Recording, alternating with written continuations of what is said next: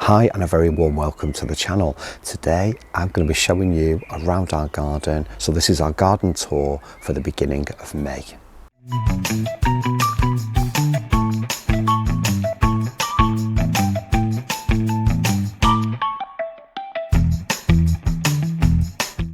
Very warm welcome to you. Now, I cannot wait to show you this. This is one of my favourite geraniums, or hardy geranium, I should say. It is called Morning Widow, and you can tell by these very dark flowers. They're very delicate dark flowers, but it's a hardy geranium that bees absolutely adore. Probably one of the reasons for this is they would be attracted to this colour more than any other, to do with their eyesight. I think I remember that correctly, but they absolutely adore it. This is Geranium phaeum, such a gorgeous plant, really is lovely. I love geraniums. They're actually my favourite perennial, they really are, and this is no exception. I remember our neighbour Pauline in Sheffield, in our cottage garden next door to us, she had this in her garden, and she dug us up a piece of it, a huge clump of it actually, and we also got some from a local garden centre as well. There were lots of garden centres nearby where we lived, and I remember bringing that home from there, and Pauline giving us lots as well. And it's just, I just love the way the bees cover it. Honestly, on a sunny day you'll see bees all over that.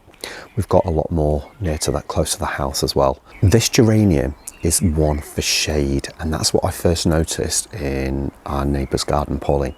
I said to her, how have you got that growing in that part of your garden? Because she had shade basically all day. Very small amounts of sun, probably a couple of hours of sun in the afternoon, but that was it. It was in shade, and that's why it loved it. It loves shade. So if you've got a shady area in the garden and you want to grow a hardy geranium, Geranium phaeum is one for you. I just love the colour of it though. I like the fact that the flowers are just so gorgeous. They really are. They're such a lovely plant. Just love it. Just love the whole plant itself, and I love the leaves. Like I say, I used to collect, back in the Sheffield days, hardy geraniums. We used to have loads in the garden. You know, we'd travel far and wide to bring as many plants back as we could, and it's just something that I love. There's not that many in this garden, but I do still love them very much. On to a great showstopper. Come and follow me. Now, that is what you call a display. When it comes to geums, you can't beat them. They love moist soil, and this one is a variety called Prinses Juliana. And I just think this year it's at its best. Last year it was a bit floppy. This year it's settled, it's become established in this newly planted border as it was last year. It looks great now. It's growing really, really well. It's growing very healthily, strong. As I say, it likes the damp. So during dry periods, if you have geum in your garden, probably best to throw some water on it every now and then during really, really hot spells. I'm going to show you an example of a geum that is not doing very well, and it's because of location. I'm going to tell you why as well, or why I believe that it's not thriving as much as it could do. Now, this one has been in for a long time in this area, from the early days really, as soon as this border this bit was created here, and it's not doing very well. You can see it's almost like we've just bought it from the shop, and this is a variety called totally Tangerine. Now, you imagine that en masse. It would be amazing if it was doing well and thriving, but it's not. Simple reason, it's right up to the fence. This gets a lot of sun, so it's relatively full sun, and because it's right under the fence, there's a lot of gravel the other side of the fence, this side underneath as well, and I just think it's too dry for it. If we were to move it somewhere else, it would thrive, and it's a really nice one to grow, but it's not doing very well there. So that's a work in progress. We'll see what happens there. I want to show you this amazing geum. I love red. Don't know whether you know, I absolutely adore red in the garden, and this is no exception. I don't know the name of this one, to be honest with you, but I know that reds go really, really well, especially when it's a Geum. And for some reason, it seems to really like this bed here. It really does. Now we've got a situation here, we've got the apple tree, the beautiful alliums going on, and I just think it goes well together, this combination. It's a great combo. And Paul purposely thought this out. He knew exactly what he wanted in this space. The alliums popping through around the newly beginning to establish apple tree, and then you have this gorgeous Geum in there. I think it is one of my favourite reds. So it's a shame that it was an actual bought as an unnamed variety. So if any of you know which variety it is, Geum, please let us know in the comments box, because that would be interesting as well. See if anyone can identify which one it is, because so far we're not aware of the name. And it's so sad because it's such a gorgeous one as well, and it's really liking this space. Now, what is not to like about alliums? These alliums are wonderful. Alliums come from the onion family, and I am telling you now, this is just the best display ever. They're nice in perennial borders, popping up through the borders, and this is exactly what they're doing here. They're creating a really magnificent showpiece. I think obviously at the minute they are the stars of the show. As they go over, they're nice to remain in the border, a structure, to give you that little bit of structure as well in the border once the flowers are over with. But these are so nice, and I love the colour as well. This one is a variety called Purple Rain. It's such a nice variety, and as you can see, it loves this position here. Really does love it. This is full sun. This gets the sun all day because it's right at the other end of the garden, so you've got the sun going on all day, and it's just lovely to see these poking through the ground, just saying, look at us, we're here. And I just love it, and I can't wait for this geranium to come out as well. This is Geranium Nimbus, and when that comes out, it's going to be absolutely amazing. I just wish it had come out at the same time as these alliums, because it'll just look great. Who knows, maybe it will. I want to show you another Geum. Really is the day for Geums today on this tour. This is a Geum called Geum Mai Tai. So Geum Mai Tai, and it is truly gorgeous right here next to the pond. It's looking good. It's, you know, not usually a colour that I would choose, but I think it looks really, really good. It's doing so well. It loves it here. It loves being in this space, and I just think it looks stunning. It's a really nice one. It's quite a pastel colours, really. You know, it's very pastel. So it's not that vibrant, you know, thing that I usually like, but I just think it's lovely. And it's so nice to be here next to the pond as well. Moving on from this stunning Geum, we have next to it Primula japonica, apple blossom. Now Primulas really are the star of the show at the moment. Not in our garden, but in gardens throughout the country and throughout the world, in other parts of the world. They are gorgeous plants.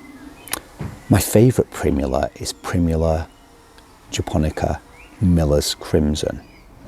And Miller's Crimson is, oh, it's stunning. It's one that we used to grow a long, long time ago. If you've not grown it before, give it a go, because Miller's Crimson looks stunning. But this apple blossom's a really, really nice one.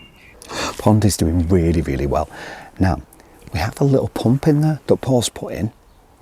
You can just about see it there. It's not on at the minute because the sun's not shining, but it's solar powered. So it's been working really, really well, and that'll help keep the area clean as well, keep the pond clean, because it does tend to green over quite a bit. So it just keeps it in check. We've got lots of oxygenating plants in there as well, but it's looking really good. I love the pond. Every garden should have a wildlife pond in. I really do believe that. And you can make a wildlife sort of pond feature. You could have a barrel, like a part barrel that's in the ground, and lots of rocks in there for creatures. So it was important to have a runway for creatures to get out animals, creatures, you know, whatever, if they fall in, that they can, or if they're having a drink of water, they can get back out of the pond. It's really important. You don't just have an expanse of water, you know, with harsh edges. You need, as we've got here, a runway for them to get in and out of the pond. Or if an animal falls in, they can get out easily. I'm looking forward to my water lily this year. It's got a few leaves on, but I'm really looking forward to that coming up, because that's going to be lovely. It's a really gorgeous water lily. The flower was lovely last year, so I'm looking forward to that again, really. Everything's looking good though. Now, the Astilbe, this is really lovely. Lovely Astilbe. It's got its flower buds on there. You can see the beautiful red. And I like the way that they start off red, this foliage, and it turns to green. Really, really lovely. And flowers looking great. Such a gorgeous colour, that really is nice. Great one to have in the garden. Again, likes damp, doesn't like to dry out. This is one of those, if you go away for 6 weeks of the year during midsummer, and we have one of those heat waves that we've been having every now and then over the last few years, you're going to find that you're going to be very disappointed when you get back and all the foliage will just be frazzled. It will not look great, okay? So you need to keep that well watered. Get a neighbour, get someone in to water it, because it needs it. Or preferably just grow it in damp soil in the first place. Do not try placing it somewhere in barren conditions that you know it's not going to like. Right plant, right place. Now, over here to Tiarella. This is Tiarella, and it's a beautiful Tiarella called Pink Skyrocket. I'm not a great fan of pinks in a garden, but I do think they have the place, and especially when you can see that there is white in there as well. I think it does have a place here, and it does look really lovely. Tiarella, I noticed at one of the garden shows that we did many years ago, it was RHS Chatsworth actually, on the garden there, that they are actually beautifully scented, very lightly scented, but I do love the scent from Tiarella. And when we had our courtyard garden, so we brought some plants back from the flower show, and I remember I just happened to smell it, and I thought, Tiarella's got scent, and it stayed with me ever since. So I just love this, I really do. Now our Thalictrum here, black stockings, really, really nice one. Love the strong, sturdy stems there with these flowers about to appear on top. This will get quite a bit taller than this, but it just looks great. You're growing it for those stems, let's face it. They're really, really lovely. And it's a plant that's quite often overlooked as well. So it's one that, you know, it's well worth having in a space. Gorgeous here, Brunnera. So Brunnera macrophylla. And this is Alexander's Great. Just about to go over, so we're losing those beautiful blue flowers, but they really are lovely. Well worth growing, and they're just nice in spring when you just need that pop of colour. And these have been flowering for quite a few weeks now, a number of weeks, and they're looking great. We're into May now. As the days progress and we get time for the Chelsea Flower Show, it's time to do what's known as the Chelsea chop. There are many reasons why we can do the Chelsea chop in the garden. One of our key reasons for doing this is to keep plants growing at a lower height so that they're not as tall as what they might be at the back of a border. So we do get to keep them in a bed like this, where we've got a path at either side, and we can get them to grow lower. So it is coming to that time, which is, it's an amazing thing to do. There are many reasons why you can do it though, but that's one of the reasons why we do it. I want to show you something. First of all, Centranthus ruber, one of my favourite plants of all time, absolutely gorgeous. Those little red flowers there are going to turn into something really, really special. You'll find this in places like North Wales, growing in rocks and crevices all over the place, and it really is one of those plants, and once you get it into a garden, it will self-seed everywhere and it will grow in every rock and crevice possible. So it's absolutely amazing. Come this way, onto Ceonothus. Now Ceonothus is one of those plants where it just gives you these gorgeous blue flowers that the bees absolutely adore. They really do. There was one on it just a second ago before we came to it, and it's quite cool today. But yeah, oh, there's one here. He's enjoying it, look, he's happy. The bees absolutely adore this. This is a variety of Ceonothus called Italian Skies. It's a really nice variety, and we're using it as a backdrop here because it was very much that the fence is here and it's quite a low fence, and there's just nothing going on, and it's quite a narrow border really. There's nothing much to do about that we can do about it. So what I wanted was a bit of structure, a bit of height, and it just looks lovely. It's a really nice one to grow, and it's also known as Californian lilac as well. That's probably the common name that you will hear it as known by. Phloxes are doing well. They're coming up all over the place, providing us with lots of scent during August. Really can't wait for that. Everything's looking good. I want to show you the strawberries. Just thinking then, what can I show you that's going on? Tree's looking great. Ben's memorial tree, absolutely amazing. We've got our strawberries. These ones were made from runners from the ones that are in our stacking containers that we've had for a few years now. And as you can see, brand new plants right at the front here so they can trail over. The good thing is, when these plants begin to produce, not only to getting strawberries there, look, starting to appear soon. When these plants start to produce runners, they can trail over. We can get a little pot filled with compost, place it at the base there, place the runner in, place a stone over the top so it's got in contact with the soil, and then we have a fresh plant beginning to emerge. That's how these were grown, and that's how we can grow them from here. But it's absolutely amazing. Everything's looking good, the garden's looking great, and it's been such a pleasure to have you here with me today on my garden tour of the beginning of May. I think I'm going to get another garden tour in as the weeks progress, because May is that month where everything begins to burst open and emerge and come to life, and I think especially in a cottage garden, and I think this is one of those gardens where that will be the case. So I definitely will be coming back to you with another garden tour before the end of the month. Thank you so much for watching. Please take care. Please click the like button. Also, click the subscribe button as well. It's totally free to subscribe. If you've got any comments, drop them in the comments box below. We do love to hear how you're getting on and what's going on in your own gardens. And also, there's a new thing on YouTube called where you can hype videos. You'll see a little hype button. Please hype our videos, because that will help us as well. Gets our message out there and shares our passion for plants. Also, if you have social media, please share our videos on social media platforms.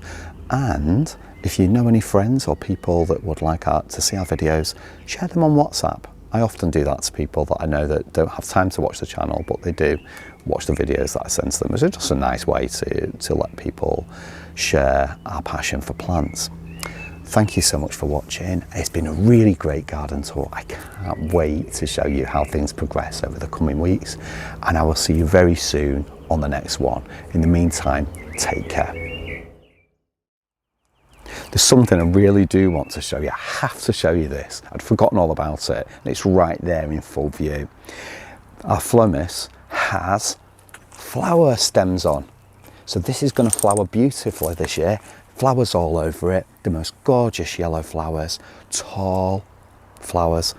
It's going to be amazing. We were so excited because last year it didn't flower. It's one of those plants, Phlomis, that likes to establish itself in a garden.